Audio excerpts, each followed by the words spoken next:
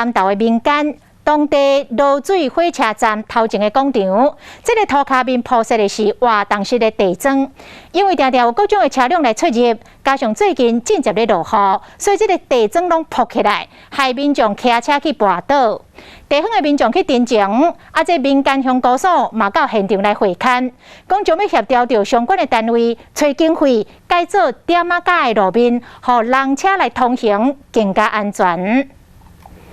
连江乡漏水火车头前的广场虽然无算实路，所常常有车辆经过。据点设伫边仔的南投县社会福利工作协会主任就讲，因为这个空间常常有动车经过，加上最近常常落大雨，造成地砖铺起来。长久以来，有不少民众拢捌伫遮累残。要回娘家看爸爸然后就在这边摔倒啊，就摔到昏区摔就无法度回看爸爸。 因为来往频繁，可能造成整个这个人行砖有一些损坏。连江乡公所观光文化科长指出，这个广场原本是南投县露水铁道文化观光发展促进会规划要争取做人行的空间，所以因为早期真侪民众拢会用这条路，经过地方反映，开放予车辆来驶，